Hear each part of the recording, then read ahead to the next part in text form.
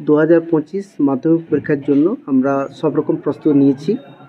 গতকাল আমরা সবার সঙ্গে মিটিং করেছি উইথ পুলিশ, ট্রান্সপোর্ট, পাওয়ার এবং যারা ভেন্যু ইনচার্জ, বিডিও, এসডিও সবাই কালকে মিটিং হয়েছে, যাতে এই এক্সাম স্মুথ থাকে এবং যাতে কোনো প্রবলেম না হয়। যা ব্যবস্থা না সব আমরা অ্যারেঞ্জমেন্ট করেছি।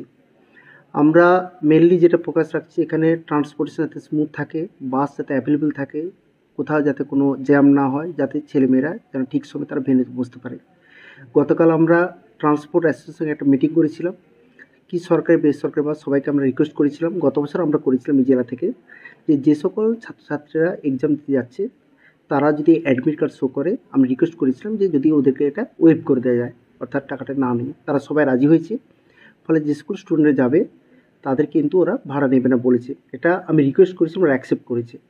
সুতরাং ছাত্রীরা তারা ভালো করে পড়াশোনা করুক, তার পরীক্ষা দিক, এবং সব রকম আমার ব্যস্ত নিচ্ছি, চিন্তার কোনো কারণে এই জেলায় ভালোভাবে পরীক্ষা হবে। 2025 10 ফেব্রুয়ারি থেকে আমাদের মাধ্যমিক পরীক্ষা শুরু।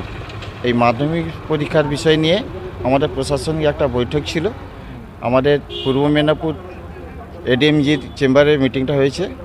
আমাদের পূর্ব মেদিনীপুরের এডিএমজি এবং আমাদের পূর্ব মেদিনীপুরের আরটিও অফিসের আরটিও সজল অধিকারী মহোদয়, আমাদের আরটিও অফিসের সমস্ত এমভিআইরা ছিলেন, তার সঙ্গে আমাদের ট্রাফিকের আধিকারিকরা উপস্থিত ছিলেন।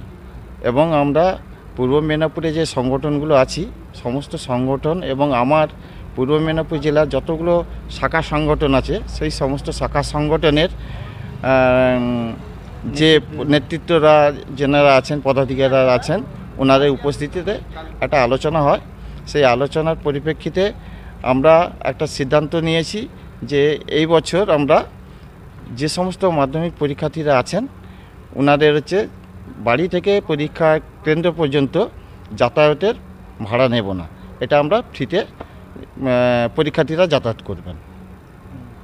তাতে কি সুবিধা অনেকটাই হবে বলে মনে হয় ছাত্রছাত্রীদের? দেখুন, সুবিধা বলতে ছাত্রছাত্রীরা আমাদের দেশের ভবিষ্যৎ, তো আমাদের একটা দায়বদ্ধতা থাকে, যেহেতু আমরা পরিবহন বা সঙ্গে যুক্ত, আমাদের একটা দায়বদ্ধতা থাকে এদের সময় মতো পরীক্ষা স্থলে পৌঁছানো, আবার পরীক্ষা কেন্দ্র থেকে বাড়ি পৌঁছানো, এটা আমাদের দায়বদ্ধতা থাকে।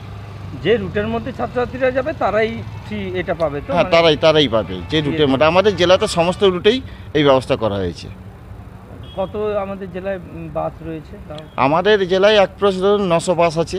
অনেক রুট আছে, তো আপনার হলদিয়া মেছাদা আছে, হলদিয়া মেছাদা হাই রোড আছে, কুমড়াহাটি, বলাইপন্ডা, নন্দীগ্রাম মেছাদা, খেজুরি মেছাদা, অনেক রুট আছে। ফ্রিতে সার্ভিস দেবেন এবারে? হ্যাঁ, একদম আমরা ফ্রিতে সার্ভিস দিচ্ছি ছাত্রছাত্রীদের। কেবলমাত্র পরীক্ষার্থীদের যে পরীক্ষা কদিন আপনার 10ই ফেব্রুয়ারি থেকে শুরু, 10ই ফেব্রুয়ারি থেকে শুরু 22শে ফেব্রুয়ারি পর্যন্ত পরীক্ষার দিনগুলো শুধু পরীক্ষা স্থলে যাওয়া, পরীক্ষা কেন্দ্র থেকে বাড়ি ফেরা, এইটুকু। আপনার নাম? আমার নাম মোহাম্মদ শামসুদ, পূর্ব মেদিনীপুর বাস ব্যবসায়ী কল্যাণ সমিতি সম্পাদক।